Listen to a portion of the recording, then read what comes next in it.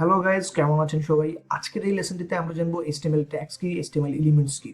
So প্রথমেই HTML tags নিয়ে কথা বলি। HTML ট্যাগস সাধারণত দুই প্রকার হয়, একটা হচ্ছে পেয়ার ট্যাগস বা ডাবল ট্যাগস, আরেকটা হচ্ছে আনপেয়ার্ড বা সিঙ্গেল বা হচ্ছে স্ট্যান্ড অ্যালোন ট্যাগ বলা হয়ে থাকে।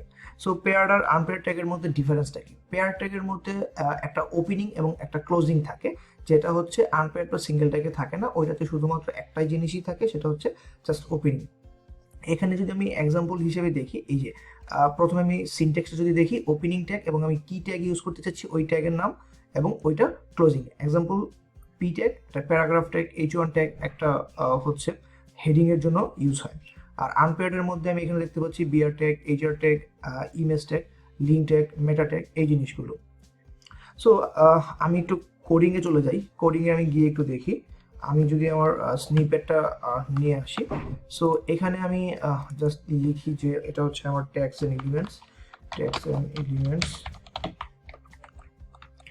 Tags and elements. Okay, so এই যতটুকু আমি স্ক্রিনে দেখতে পাচ্ছি, এতটুকু দেখলে আমি দেখতে পাচ্ছি এখানে একটা ডক টাইপ HTML থাকছে।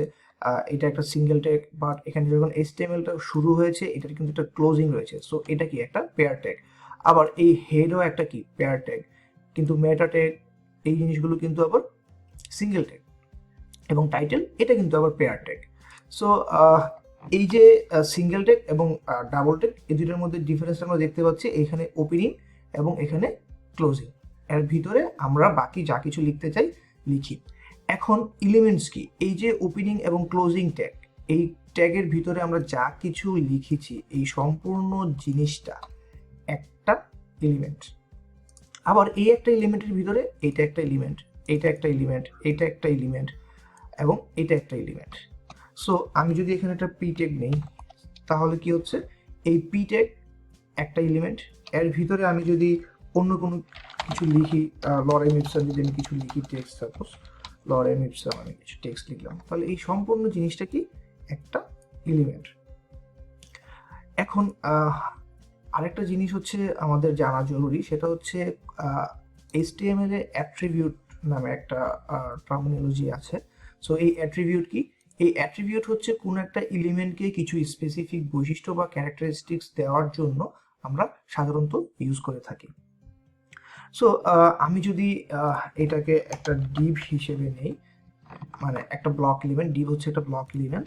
সো আমি একটা ডিভ হিসেবে নিলাম, নিয়ে আমি এটাকে হচ্ছে একটু আমার সার্ভারে ওপেন করছি। এই যে আমার টেক্সটটা চলে আসছে। আমি একটু এইখানে লাইভ সার্ভারে না দিয়ে এটা ডিফল্ট ব্রাউজারে ওপেন করি। ওকে, সো আমি হচ্ছে এখানে আমার টেক্সটটা দেখতে পাচ্ছি, রাইট? সো আমি চাচ্ছি এটার কালার চেঞ্জ করতে বা একটু স্টাইল চেঞ্জ করতে। সো আমি এখানে স্টাইল নামে আমার একটা অ্যাট্রিবিউট রয়েছে, এর মধ্যে হচ্ছে আমি দিলাম আমার এটার টেক্সটের কালার, সাপোজ আমি চেঞ্জ করতে চাচ্ছি, কালার দিলাম রেড, আপাতত রেড দিচ্ছি। ওকে, সো এখন যদি আমি এটাকে একটু রিলোড দিই, আমার কালার চেঞ্জ হয়ে গেছে।